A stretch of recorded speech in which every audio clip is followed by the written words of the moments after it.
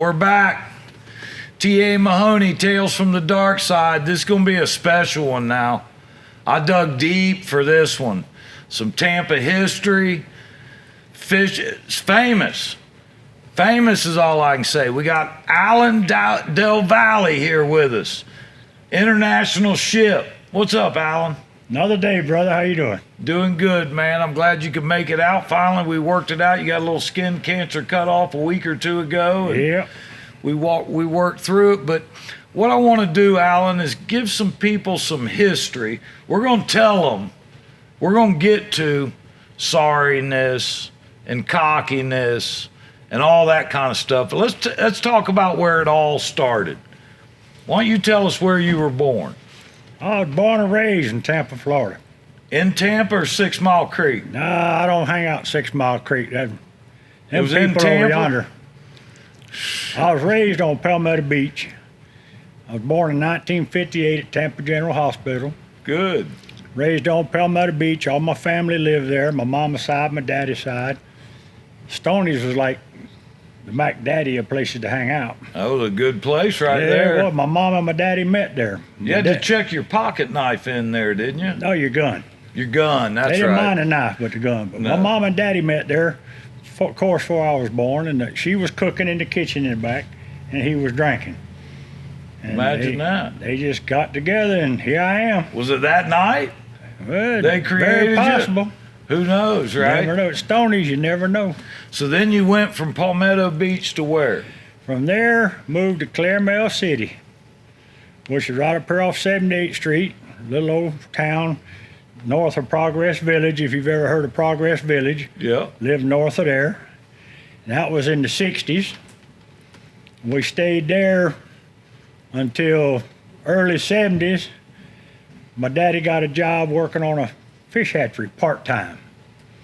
And we raised tropical fish for an old man named Tommy Carter. We were out on 301 and 22nd before it went over to Providence. That was all Fish farms? Sod farms and cow pasture. I got you. And we had a 20-acre fish hatchery when I was in junior high school, and I worked on it every day because my daddy was part-time at the shipyard. And then after 3 years of that, we moved to Plant City. Big time. Oh, man, we were downtown Plant City. Yeah, that's big time. And I graduated high school out there, and then I started my wondrous journey of meeting interesting people and bunch of females and getting married and having young'uns and working in the shipyard. And what shipyard you working at? International Ship Repair, Tampa, Florida. Yeah, now didn't one of your family members own that at Yep. one time? My Uncle Robert started it back in the 70s because I had to go to work for him because I knocked the neighbor's window out, so I didn't have no money to pay for it, so he put me on the ship hauling super plastic, $5 an hour to pay for the window, and that's where I got my start. That's pretty good money back then, wasn't it? It was But you had to real good work money. for it. Real good money. Yeah, 100-pound sacks all day long, up and down the ladder, up and down, up and down. That don't sound fun. Oh, it was a lot of fun. $5 an hour. Well, you know what a lot of people don't realize is you got all these famous people around Tampa, right? The Watts brothers, CA. You got people just with history with being famous. But you never really get to meet the guys that they're buddies with. They keep y'all underneath the rug, and that's one of the reasons why I wanted you in today, because you pretty good friends with old Greg and Brian Watts, aren't you? Oh, yeah. Now, Known them boys a long time. Where'd you meet them at? Well, back in 1976, I was running around with an old gal in Plant City who I was kind of fond of, and all the gals she was running around with was kind of fond of the Watts brothers. And I met Brian and Greg. They were 17, I was 19. Went to school with them, didn't know them. But I actually met them at the mall. That's what we done for fun, was we'd take our trucks to the mall and do stupid shit. What mall was that? East Plant Lake? City Mall. Oh, Plant City Oh, man, Mall. we had a big mall. We Yeah. had a Whataburger, and I think we had a 7-Eleven.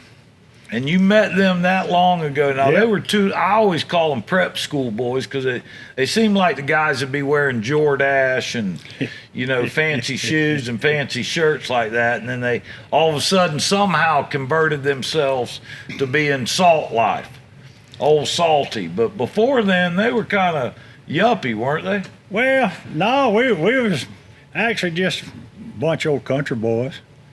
We like stealing watermelons at night. We like going in the orange grove and throwing oranges at cars. Oh, on and Friday oranges night. at cars. Oh man, stupid stuff. You can get in trouble for that. Sometimes. Yeah. I've had Hillsborough County's finest helicopter rovers at night shining a light trying to find us. 'Cause we full camouflage. Now, we need to write that down. That was Many Watts years ago. Brothers and you? No, they wasn't with me on this one. Oh, okay. And See, I remember protecting them. I remember sitting by a creek, and I'm looking down, and I see the creek bed, and all of a sudden I hear this helicopter coming. He come right over the top of us, and when he come over the top of us, he stopped. I could see the minnows swimming in the pond. It's time and to then, go. And then he kept on going. Oh, he didn't see you. No, as soon as he got out the way, we was gone. I bet you didn't throw none the next night, did you? Oh yeah, we did. Did you? Just went right back? We've gotten chased. We've got threatened. It was Never got caught though. You know, not that I want to talk about doing stuff like that, but I remember Brandon, where I grew up, was loaded with orange groves. Yep. And it wasn't easy to catch them kids in that orange grove. You had sugar sand. You knew right where to go, what neighborhood butted up to it. Yep. Quick escape. But I know this, we didn't do it 2 nights in a row. Oh, we did. We learned that. We was stupid. We'd do it 2 nights. We didn't care. When did the fishing start with you and the Watts? The About Watts. then? Yeah, we started. Well, we all got married. Our wives knew each other. We knew each other. We had our little clique of people that married couples. And Brian and Greg, and old boy named Gary Colden went to school with him. We'd go fishing, but we'd sneak into pits. We had keys to some pits that I think they still do. just fit. They just happened to fit, and we caught fish. And sometimes we got caught, sometimes we didn't. But we fished a lot.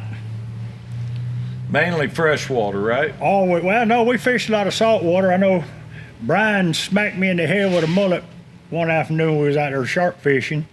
I think my retaliation later on was accidentally backing up too fast in the boat in the dark and throwing him overboard. And Greg, he just always out fishes me, and I think I accidentally throwed him overboard one day out at Juliana because we was out there speck fishing and they was biting. And I had a fresh broke toe from the shipyard, and I'm up on the bow and he on the bow, and I think he pushed me. And I think I retaliated and tried to keep him from going overboard, but he went overboard. I gotcha. So stuff like that happens. Little flim-flam going on there. You can call it flim-flam, I guess, but Now, who's the we've best? been fishing a lot. All right, so you've been fishing with him a lot. We got Brian and Greg Watts and you. Yeah. Who would you say the best fisherman is? Well, it's hard to Now say. tell the truth. Brian probably ain't even gonna watch this. Brian and Greg, you ain't when he finds out I come on here, he'll be watching it. Greg, he don't care about. I tell you what, Brian can catch a bass. Greg can catch anything in the water. But Greg and Brian are a lot alike. They keep me in the back of the boat. used water. No, they just keep me in the back of the boat, and I'm always up in the cattails. Well, how the hell am I gonna catch a fish if I'm in the cattails? Or I gotta dodge lures in the back. Yeah, you got to go with And the big boat. if we own fish, see, Brian doesn't use sonar and all that fancy stuff like Greg does. Brian, he looks and he sees and he reads the water, and he knows how to catch a bass. And he'll be up in there just catching bass. And I'm trying to throw around him. He complaining, hollering. I'm trying to throw this way, and I'm steady hung up in the cattails. That's where he keeps me. How am I gonna catch a fish if I'm in the cattails? So if all three of y'all are on a dock fishing, and Yeah. you know there's fish in the water, who's gonna catch the most? I'm gonna say Brian and Greg about the same. How about you? Oh, I might get lucky if they don't push me out the way. They always push me out the way. And if I do catch a big fish, they try to knock him off They ain't helping you No, land it ain't him, helped are me they? at all. You know, Ain't I'll helped me tell at you, all. the first time I met Brian and Greg Watts, they had been fishing bass tournaments, and this is probably going back over 30 years, Oh, yeah. maybe 35 years. Back in the 80s, early 80s. And then all of a sudden, we had the tournament started in saltwater, and it was an artificial division. So me and my buddy Jerry Williams from Davis Island were going to fish this tournament. We found out the Watts brothers were in it, and everybody was talking about the two twins, how good they were, right? I can tell you right now, Alan, we whipped that ass. We slammed, they didn't. We walked away from that trophy. Now, with the trophy. Now, since then, I fished against them probably over 20 times. I fished that Redfish Cup, fished some other local tournaments. I ain't never beat them. Never. I think one time in one of those tournaments, I came in 6th or 8th, and somebody was saying, man, you did good. I said, I came in first. They go, what do you mean first? I said, I beat the Watts brothers. Yeah. As long as I beat the Watts brothers, I'm in first. But they probably pounced on me a good 20 to 30 times, and I maybe got 2 where I was ahead of them. So Well, anybody's beatable. And trust me, I've lost a lot of money to Brian Watts. $1 at a time, like you bet me. $1 a time, $20 for big bass. Well, look, I've lost more money than Carter got liver pills, that boy. Now, me and Greg don't bet money, and we're not competitive. But what Greg does, he got all that fancy radar and that sonar, and I don't know nothing about it. I work in the Can't shipyard. even read it, can you know, you? and I'm looking at it, and I'm watching him throw his lure out there, and I see it going down, and I see the fish, and oh, there he is. Just throw it right there, Alan. Well, by the time I throw it, he turns the trolling motor that away. And he said, what are you doing? I said, you told me to throw it right there, and you pointing over here. And he'll catch 1 or 2 fish while I'm watching, and then he said, throw it right there, Alan. When I throw it, he turns the boat. Oh, So I don't boy. catch nothing. Wonder what happened there. That's technology. Yep, that's exactly what it Technology. is. That's all there is to it. So you've been But fishing with... they're good guys. I love them both like brothers. Yeah, they're good people. I'm really glad they ended up over at Power Pole because they've helped me out quite a bit. Sometimes they get the ball rolling here or there on different things I got going on, and they call me once in a while, and if I can help them out, I will. They don't run them big fancy boats no more because nobody give them one. Well, You know, they used to have nice boats and fast boats, but they was all free stuff. well, I tell you, the one boat I fished with Brian, he had a 200 on it, Emerald or something, big motor, and we use it in the pits. These special pits we go to, that ain't special, they just got good fish in them. And I don't know the rules. And every time we load and unload the boat, Alan's loading, Alan's unloading. That's just where you are when you're the rookie. Yeah. You got to do all the stupid stuff. That's right. So I unload, I come up to the boat ramp, he's all right. He said, wait right here, I'm gonna back the truck down. All right, so I turned around, I said, hell, it ain't nothing but water here. Let me try this thing out. What? I put it on plane and What? couldn't even get across the pool, I had to stop. I turned around, what? Jumped up on plane again and run back to the boat ramp. Brian was up there cussing, throwing stuff at me, raising. What are you doing? I was like, trying the boat out. He said, you ain't allowed to do that in here. It's idle speed only. You I got to tell apologize. you those rules. I apologize. Well, sometimes they do. You know, if you got a rule, tell me the rule, and I won't break it, maybe, That's or right. I might anyway, just to see. I want to see what they ever rule to do. Right. It was fast. Hey, what are some of the highlights you've had with them fishing? Like when I ask you that, what are just something that comes to mind? Well, I know one time we went down to Shell Point before they closed that ramp down there. Took the boat, I think it was a boat I borrowed from my uncle, a little old 16-foot Chris Craft bow rider with a 35-horse Chrysler on it. And we all loaded up, me, Brian, Greg, Gary, my brother-in-law at the time, my other brother-in-law at the time, we left all the wives home and we went fishing. Well, we stayed out all night. And we come in the next morning and they was at the boat ramp, all of them waiting on us. All the wives at the boat? All the wives. My wife standing there looking at me, just shaking her head. His wife looking at him, shaking her head. And I looked at Brian, I said, well, might as well go on up there. So we eased up the dock. Brother-in-law You got actually off. Debated whether or not you should go up there or not? My brother-in-law got off the boat. His wife grabbed him by the ear, took him to the truck. My other brother-in-law got off the boat. My sister grabbed him by the ear, run him off. My wife's looking at me, shaking her head. Brian's wife looking at him, shaking her head. I said, let's go fishing. Okay. We turned around and went right back out. They didn't jump on the boat Stayed all with you? day. Hell no. They went home. We had a ride. They were worried about you. Yeah, they sent my uncle out there with a helicopter trying to find us. And he But didn't know what kind of boat we was in, so, you know. More than one boat out there all night long? Just one. Yeah. Used to be. I don't know how it is nowadays. Yeah. But we've caught a lot of fish. Back then, there wasn't no mackerel in the bay. I don't know when the mackerel started coming in the bay, the Spanish mackerel. Because all I ever caught was sharks, jackfish. We might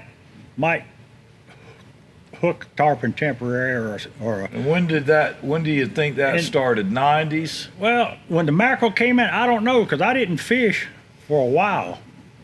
I just got committed to working and just done all that. And Well, you know, I it didn't may have fish had a lot. something to do, I think it's the late 80s, they stopped the purse seining in the I bay. think that's what it was. Well, I know that there's a lot of people I know, because I fish in the fall a lot for them big snook, and them shad go up the rivers. All these rivers we got around here in Tampa, you see shad everywhere.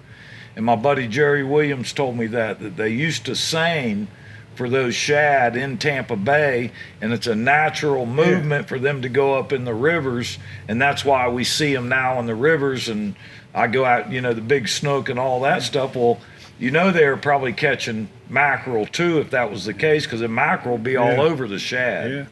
Well, I know when we used to commercial fish, my daddy had a mullet boat, and we gill netted. When I was a young kid up to high school, he had a gill net. He'd do that on the side too. He'd work in the shipyard, work on a tropical fish farm, and we'd gill net part-time, either him or my uncle. And I remember going out a lot in the wintertime, right here in McKay Bay, behind the auto park, and catch 2,000 or 3,000 pound of mullet in one strike. We could go over there by the railroad docks, the container ship dock, right at 208, 206, 209 over there, Yep. and run a net and catch trout, speckled trout, and you could catch all you wanted. We used to sell to Billy Crane. We used to sell to Lawfleys. There was a guy down in Ruskin that had a place down there, and we'd buy mullet from her. You sell to him. Marabellas in And downtown? we were getting a nickel a pound, a dime a pound. In the wintertime, I think in the mid 80s, it went to 50 cents a pound for roe mullet. Man, we were in hog heaven. That's big time. You have Make to big money. skip work for that. No, my daddy go to work, and at night we'd go fishing. What happened to the kids today that got an 8-hour day and then they got to go home and take a break? I don't know what they're doing. What are they They're doing? scared to work. That's what I think it is. You hear all these young kids today, I need a day off. A day off? Well, you got Sunday, don't you? Well, I think days off now ought to be for old people. Like you? Yeah, because I've been in the shipyard Monday. I'll be starting my 51st year. Wow. That's a long That's time a down there in lifetime. the port. And I don't want to go to work. Well, I can tell that. I always Yeah. go over there and Yeah. you're sitting in the AC. Well, you only come over there when you want me to give you something. Then I'm sitting in the AC. Yeah, 'cause I have to load whatever you bring. That's right. You got to load it and bring it, right? Yeah. My back's hurt. That's what I No, tell I them. don't know what's. It's just a sign of the times. I mean, I've seen so many changes in my short life. I say my short life, I mean, I've lived a pretty good life. I've never had to do without because I always went to work. Right. My daddy told me when I was young, he says, son, go to work. He says, everything else will work out. She said, as long as you're working everything else. Well, he lied. Because I went to work and nothing worked out. What worked? Had to work more, didn't you? Had to work more because of the stupid decisions I made. Yes, we do that sometimes. Yeah. Some people learn it easy and some people learn it hard. I'm one of them hard learners. Yeah, well, I still learn. Well, Brian tells me all the time, him and Greg both says, you hard-headed. I said, thank you. You don't listen. Thank you. Took a long time to learn that, didn't it? It's a specialty skill. There you go. Well, hey, I hope everybody's enjoying this one. We got Alan Del Valle. We're going to be talking about international ship and what's going on down there in downtown Tampa. We'll be right back. We're back, round 2 with Alan Del Valle, international ship right in the middle of downtown Tampa. Now we're going to bring us a little current. We've been going way back before sliced bread, when you and the Watts brothers were 17. Yeah. That's how far back we went. But now what we're going to talk about is that shipyard. Now, I just have one question for you. In my time growing up, you always heard shipyard and mafia going together. Now, is Del Valle, I've never heard that with Trafficante or none of them guys, but is Del Valle mafia? To my recollection, I don't know. You don't know. You've been in that shipyard 51 years, and one thing we got in common, I'm not going to say I've been working for 51 years because I'm 59. But I was down there 51 years ago at the old Mahoney's, and I remember the banana docks and all them places in there, Stevedore and Companies, Garrison, Stevedore. Cement plant, everything. Cement plant, yep, they had it all. Banana docks.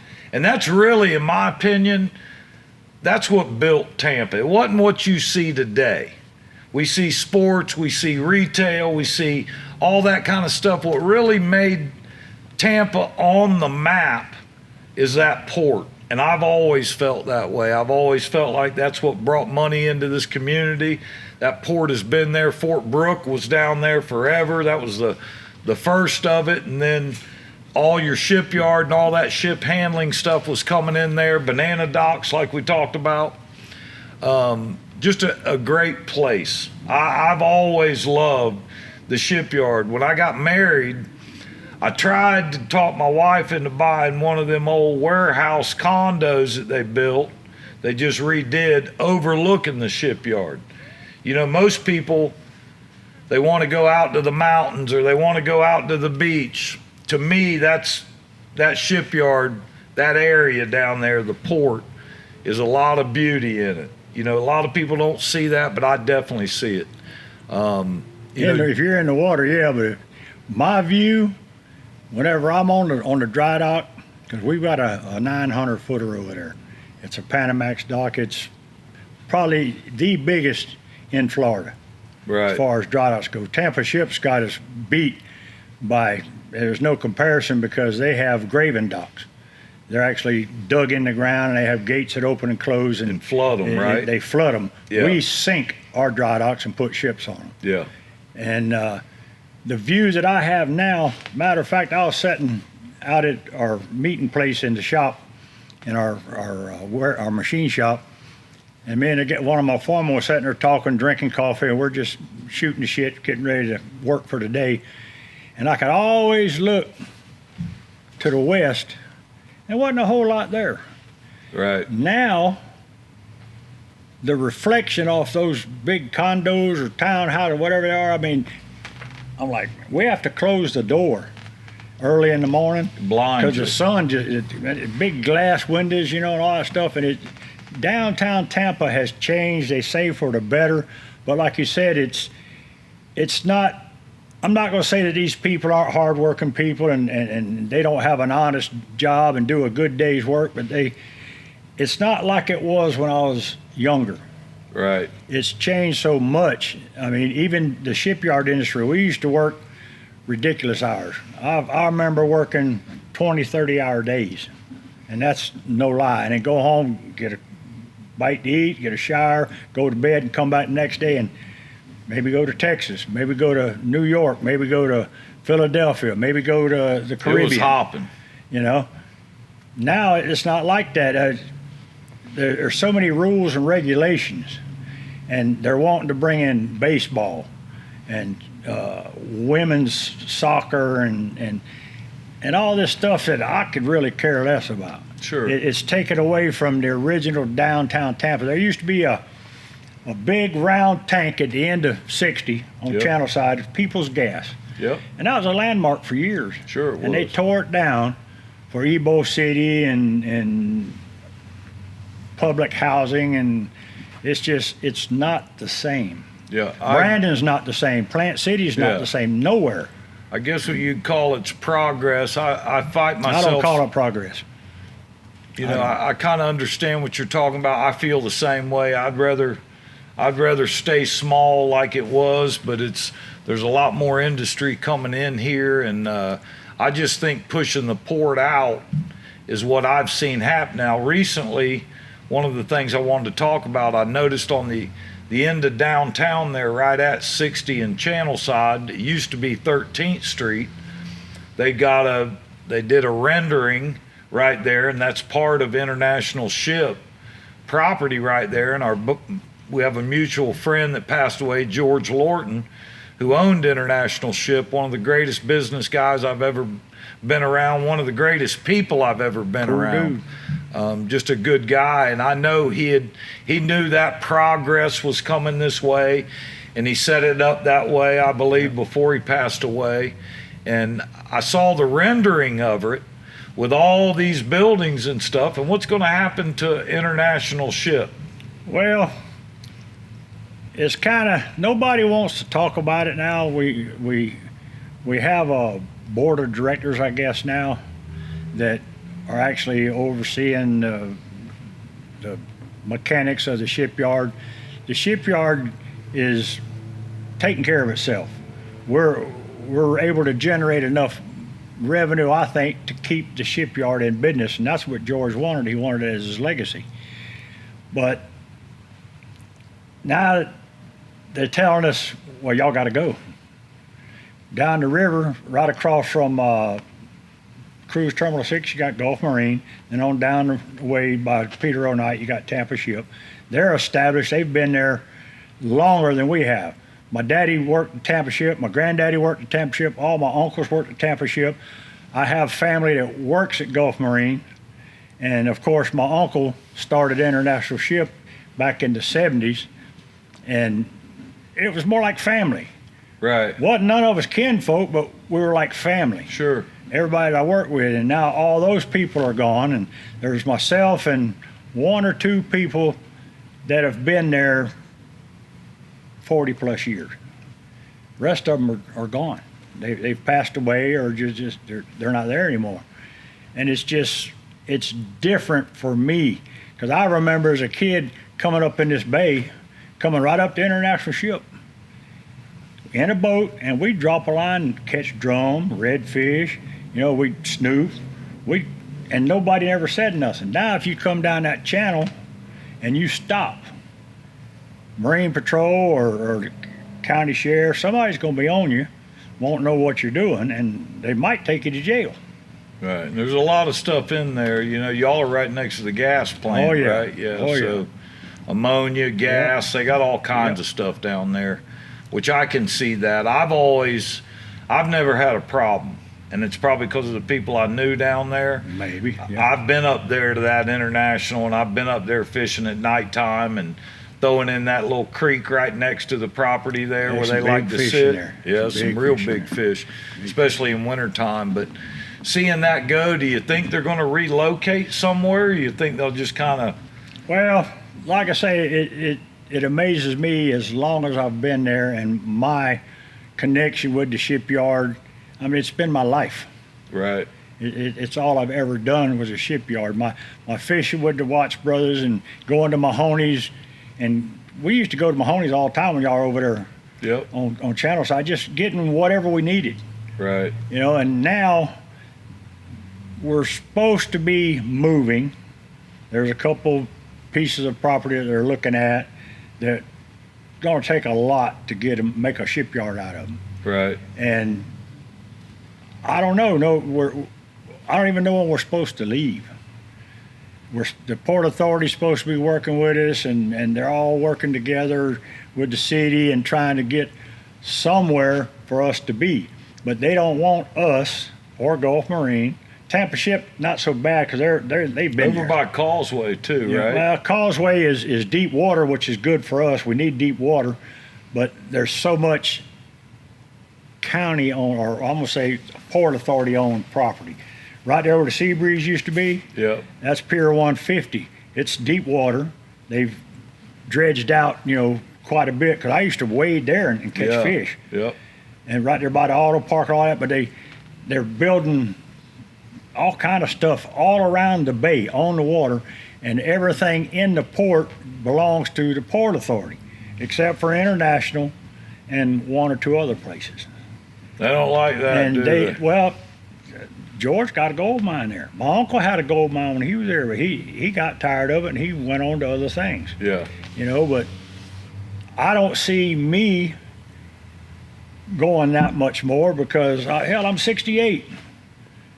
I'm ready to retire. I'm retired, kind of, but I still work. Yeah, I think you told me you retired 10 years ago. I but you still retired go. last year, and I haven't missed a day.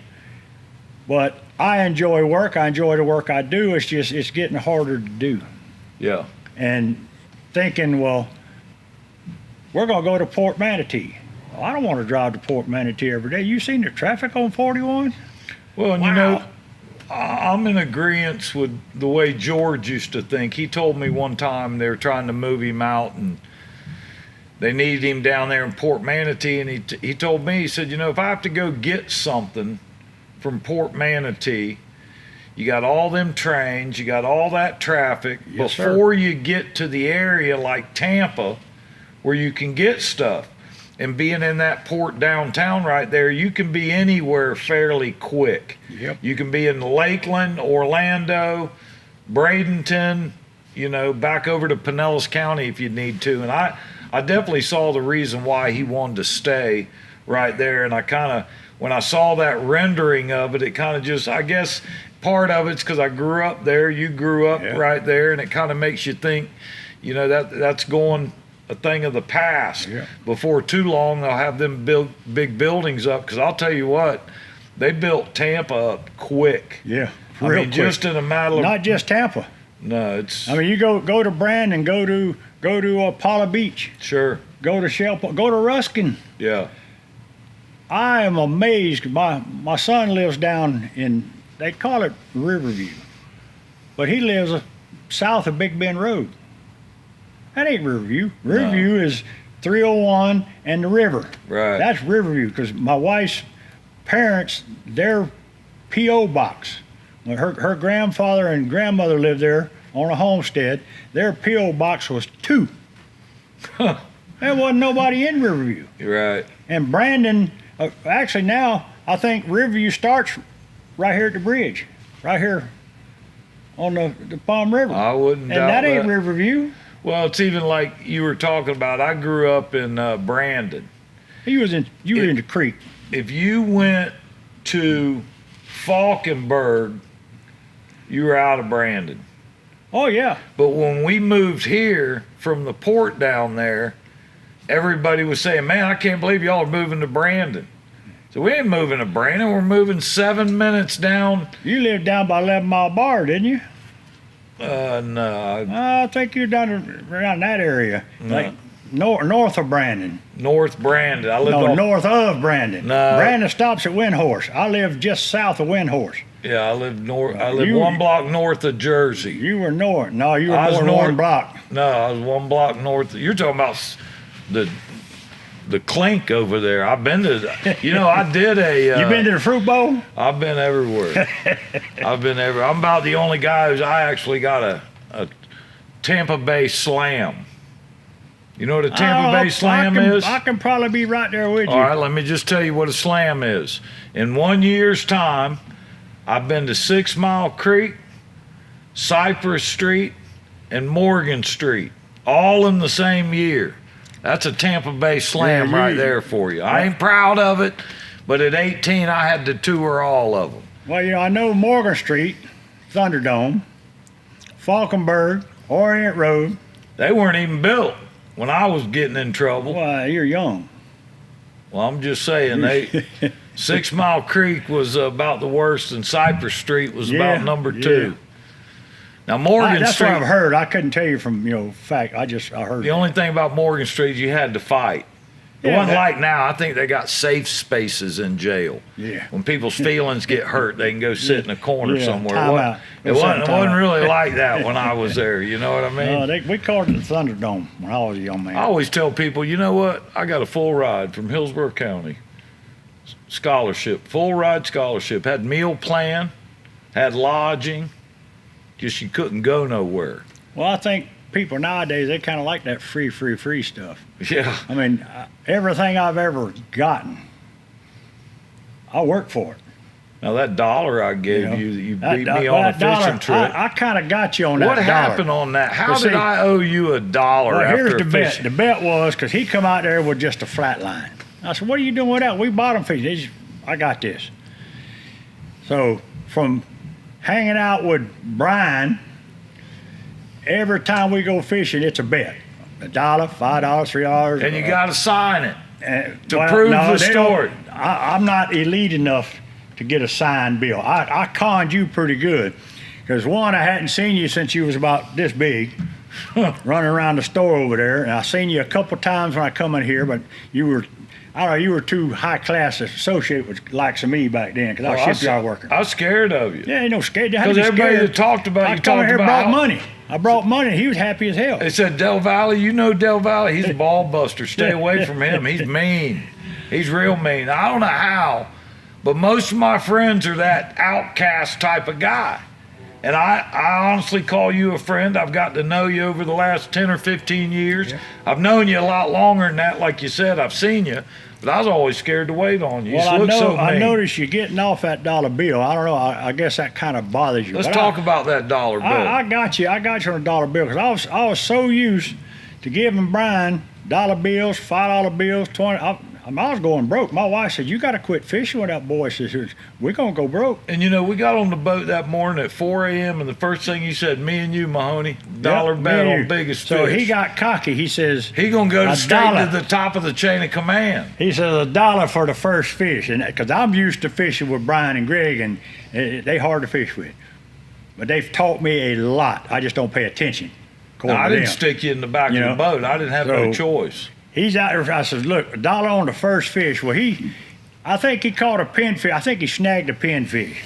And it was the littlest damn pinfish. He said, oh, this counts some bullshit. That don't count. I'm talking about real fish. We started bottom fishing, and I think George caught a red snapper. Biggest one I ever seen, the only one I'd ever seen, because I didn't do that much offshore fishing. And he pulled this snapper up, and I'm like, holy shit. I think he weighed 20 pounds. He's a big fish. One. And Mahoney says, he don't weigh 10. I said, I tell you what, that fish weighs 20 pounds. I'll bet you that $1. This is the proper way to do it. Not on some little old pinfish. He says, I don't think he weighs 20, but he said, I'll bet you. I said, and you're going to sign it. So when we got back to the dock, we weighed the fish. He weighed 20 pounds. He cried, complained, I thought he shoved weights you ain't in. right. You ain't. This ain't right. I still never got it. You flim fammy. So anyway, he signed a $1 bill. I still got it. I was gonna bring it back to him because he's ain't in your wallet no more though. You used to carry it around showing everybody. I got it framed on the wall. That's big credit saying, look, I beat Mahoney. Yeah, but look here, I beat Brian once. And boy, I talked smack. I said, I started adding up, and I was adding from other losses, trying to get my money back. He said, you can't do that. He says, you won. He says, I've been beat by better. Kind of hurt my feelings. I bet it did. But he never mentioned Mahoney. He won't talk about it. That's the better. I don't know. I've seen y'all on the color TV, and I'm going to tell you something. I'm going to tell you the truth. Take this to heart. There are 10, only 10 great fishermen in this world, and 9 of them send me Christmas cards. See, you got that from me. See, he stole that from me. 9 of them bring me 'Cause Christmas cards. When I was growing up, I lived out in Lithia, out in Keysville with the Watts brothers, right down the road. I went to their mom and daddy's house. I loved his daddy, Sonny Owens. He was the coolest guy I ever met in my life. Sonny Owens was cool as hell. And their mama. And I remember fishing and never winning. I spent a lot of money. I got to the point where I quit paying him. He's like, "You gonna pay me?" I said, "Well, hell, so I just got at the time where I get in the boat. How much? $5. I just throw the $5 bill on the deck. I'm gonna lose anyway. I'm gonna lose. And that's on your boat? On his boat. Oh, I was gonna say he's still sticking you in the back where the cattails are. And I'm still in the back. But that boy can catch some fish. Both of them can catch some fish. They must have paid you or something before you come on this podcast, because I don't look at them that way. Well, actually, they told me that they needed more likes from these podcasts. 'Cause these podcasts getting 15, 20 views. Well, that's me hitting them a bunch of times. Yeah, but 15. My wife's already got 40 people lined up to watch mine to kind of boost mine up there to maybe that'll help me make out Mahoney, a little bit. Even better. Yeah, I like that.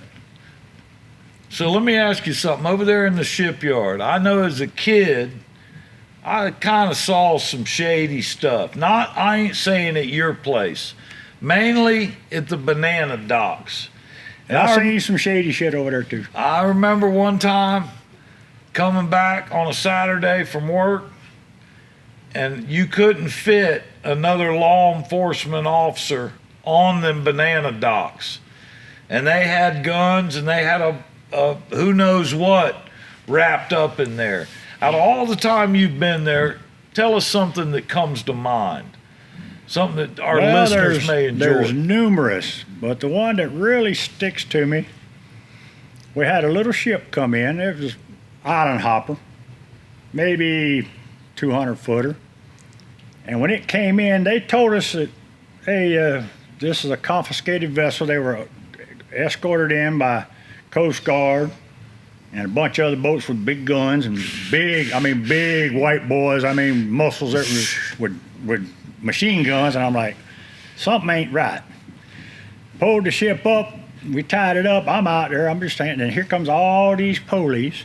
They wearing masks and they got hoodies and they big guns and big arms, big legs. Look like the Hulk, all of them. And I look on the back of the boat, and here's the crew. And they're all standing on the back of the boat, but they ain't moving. So I walk out there, hey, you can't go out there. Okay, so I just stepped back and I got to looking, and they all handcuffed to the rail. Wonder why they couldn't move. I said, where are these guys from? They're from Jamaica. Okay. Well, what's going on? Then here come a helicopter, a black one. No markings on it, no numbers, no nothing. Guys hanging out the side of it with machine guns. I'm like, this is some bad stuff. So I got to talking to one of the cops. He said, yeah, he says, we've been watching this boat for a year. They've been smuggling cocaine and whatever else. We got video, we got pictures, la la. When they got out of their waters, in the international waters, we boarded them, handcuffed everybody to the rail. But the captain somehow got loose, or we were handcuffing. The captain got loose. He jumped overboard and drowned. They lost him. So that's when they handcuffed them all to the rail and they brought him back to Tampa. Well, then this black van pulls in, and it looks like they got a grill behind them. So they pull up there and they pop the lid, and I'm like, they're gonna have a barbecue or some shit. I don't know what's going on. But then the guy opens the van door for me to hurry up. No, you're good. And he's pulling out these pots and these burners and all this stuff, and I'm like, what? They're gonna have a cookout. Then they say, Alan, you need to go up there on the ship, go with this guy right here, and he's going to tell you what to do. Okay, so I went up on the ship. First thing he says, let's go down in the steering room. I said, okay. He says, take that, what's that right there? I said, it's a manhole cover. It's a ballast tank. Can you take that off? Yeah. Unbolted it, sat on the deck. 3 guys swarmed, went in there, went down this tank. Yeah, they're hot and ready to hell. And what's going on? They come out and they're throwing condoms out this hole. They got cameras, lights, all kind of shit. They're throwing, look like condoms, bricks, cocaine, wrapped in different colored condom. They brought it out, handed it to the guy on the van. He cuts it open. Oh yeah, puts it over the burner. Yeah, this is the stuff. And then here come a wad of them. They went in there and they said, we need a skip box on the ship. So we flew a box up there over the crane. And they loaded all this cocaine and it was stacked. I'm gonna say probably, I think it was 900 kilos. Wow. Took it all, set on the ground, and they're cutting this one, cutting that one. Yeah, and they got their Bunsen burners going. I think they were a little bit myself, but I don't want to say nothing. So then it says, this ain't all of it. Well, how you know? You got everything out of there. No, is there any more tanks on this boat? Well, yeah, if you go up in the bow, go down there where the anchor's at, there's a ballast tank down there. Come on. Walked up there and unbolted the lid, took it off. He said, you stay right there. Okay, and they went down that hole. And they come back out with pictures. They took pictures. And the whole front of that tank was cement, but it was fresh cement. They knew right then. They said, we found it, and they had to pump the water out first. That's why they had it wrapped in condoms. Went there and we got another 700 or 800 kilos out of that tank. Wow. They said, okay, that's pretty close to what we think they had. That was that boat. We had another boat coming there, a fishing boat, a longline boat, little like a shrimp boat. Yeah. Had a brand new main engine, brand new paint job, brand new generator, brand new electronics navigation. You don't really see that on shrimp boats, do you? And this boat was rusted as hell. The lines were just hanging. There was hooks rusted. I mean, the deck was, they said, they got something. This boat's, it's brand new, but it's raggedy. Yeah. So they went walking down the end and they start tapping on the bulkhead. And they're like, the guy punches a hole through it. He says, ain't that steel? It's supposed to be. Well, it ain't steel. So they got to breaking that shit loose and they found a manhole cover and they opened it up. I think there was 12 tons of marijuana in that one. Wow. We had that happen a lot. Yeah, it used to be, and that's what I saw that day, I'm sure, over there on the banana docks. Yep. But Alan, I appreciate you coming over here and sharing stories with us, part of Tales from the Darkside. You're a customer, Mahoney's, you're a friend. We appreciate you having around. Even though you didn't tell 100% the truth about the Watts brothers, you see there's some loyalty there where he's protecting them. But we will get them. I promise you that. Thanks, Alan, for coming out, buddy. No problem.